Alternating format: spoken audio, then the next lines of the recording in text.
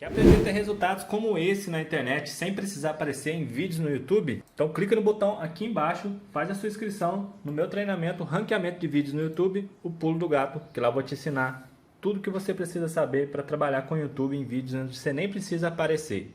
No vídeo de hoje do canal, bastidores do São Paulo, além da questão Jamerson e reunião com a torcida ainda rende. Além também de um pitaquinho sobre o jogo de amanhã entre São Paulo e Tigres. Então vambora pro vídeo!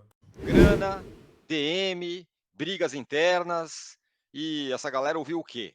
Que tá tudo bem, tá tudo superado? Não, assim como a nota diz, todos esses itens melhorou um pouco, né? Mas ainda não é o suficiente, tanto em relação à grana, tanto em relação à DM, tanto em relação a relações internas, tal. Mas eu acho que você usou o pacto, repactuação. Você usou a palavra certa, talvez, porque por trás da visita da torcida organizada existe um pavor da torcida organizada em relação ao rebaixamento no Campeonato Brasileiro de Futebol.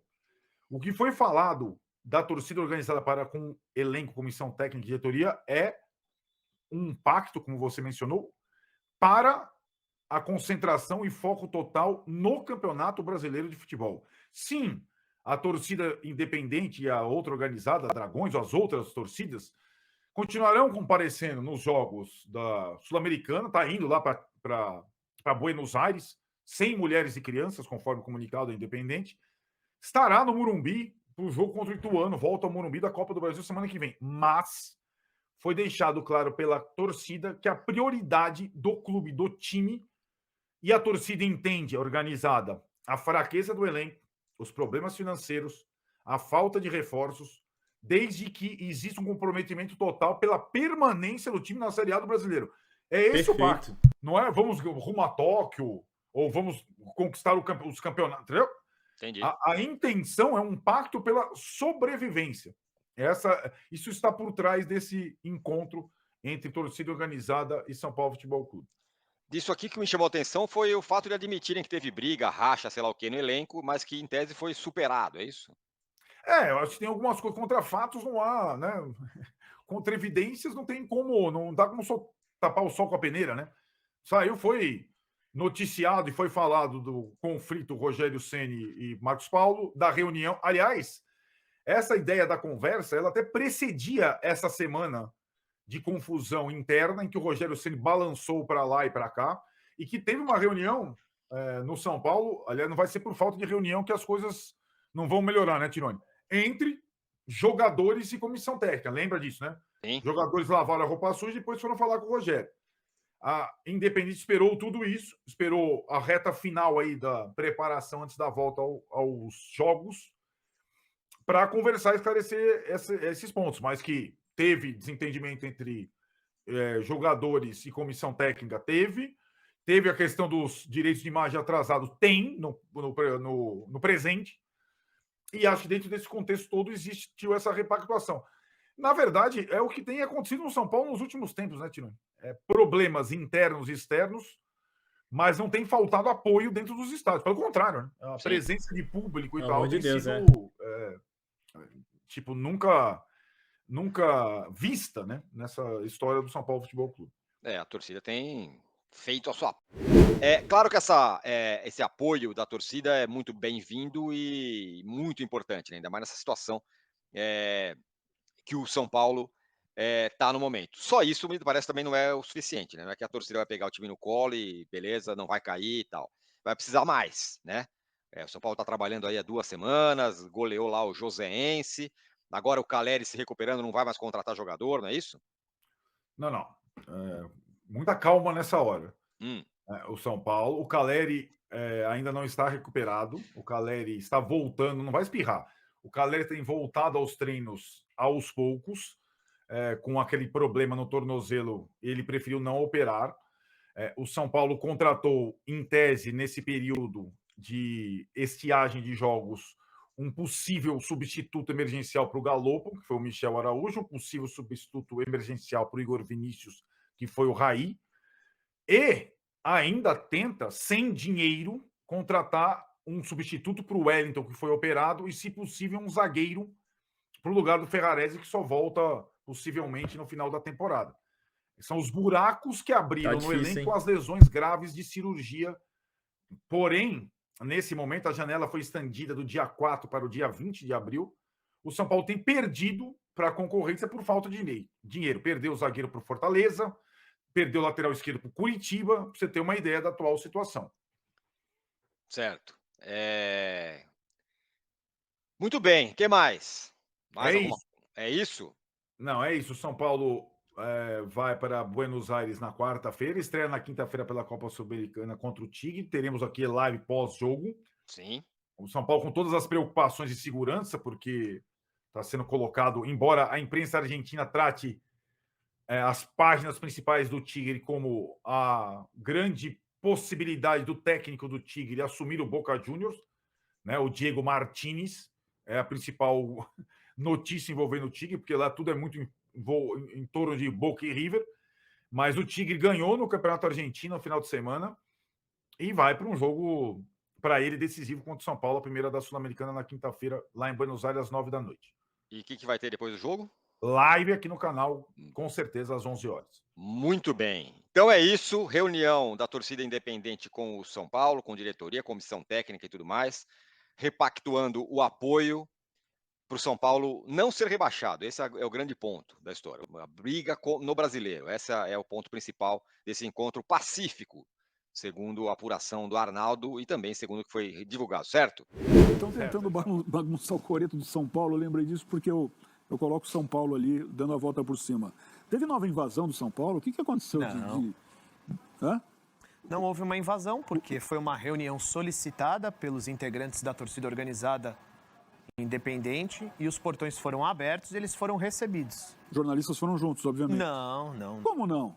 Jornalistas não foram convidados a participar? Nem torcedores comuns. Você está brincando? Não. Sério? Não, cerca de Não diga.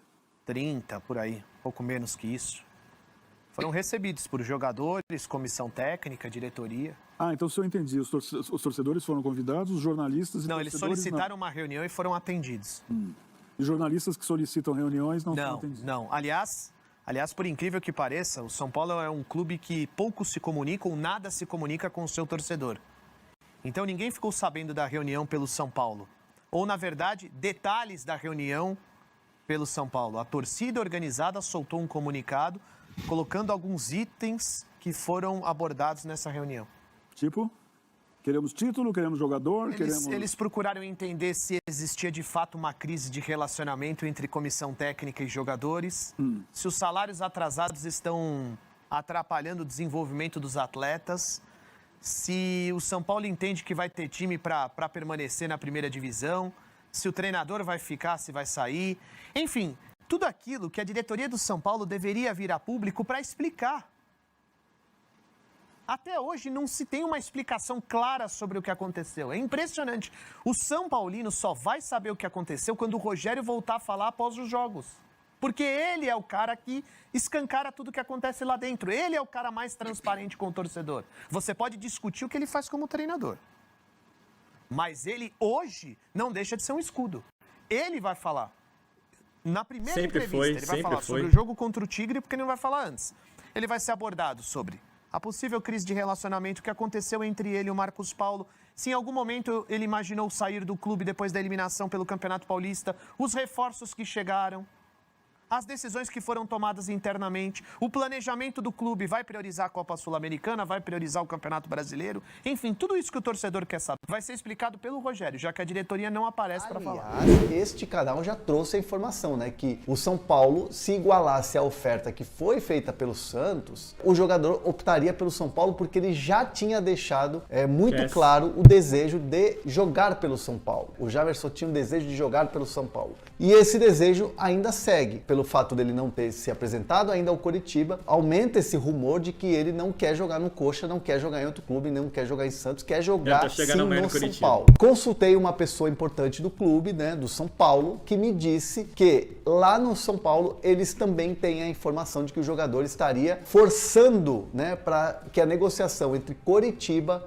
e Guarani melasse e que o São Paulo ficaria, né, seria o protagonista nessa negociação entre Guarani e São Paulo, e aí sim ele dando o aceite, ele sim dando o sim. É uma situação que a gente precisa ainda ter um cuidado, porque daqui a pouco o jogador chega lá em Curitiba, se apresenta e aí fala, não, eu sempre quis estar aqui. Eu tô te falando de uma informação que vem do bastidor do Morumbi. Estou trazendo uma informação de bastidor do Morumbi, que eles têm lá a informação de que o jogador estaria forçando para que essa negociação com o Coritiba não saia, porque ele tem o desejo de jogar no São Paulo, né? Então é estranho você ter um acerto entre dois clubes, e foi acertado mesmo entre Coritiba e Guarani. Eu pude checar essa informação na sexta-feira, tanto que eu escrevi no meu Twitter que o São Paulo tinha essa esperança de até a sexta-feira ter uma reviravolta e poder avançar com o Jamerson, mas o Coritiba acabou avançando pela questão financeira, teve o acerto, mas o jogador até então não se apresentou. Então é uma situação que a gente vai acompanhar e pode virar uma novela, já que o São Paulo tem a informação de que o jogador quer muito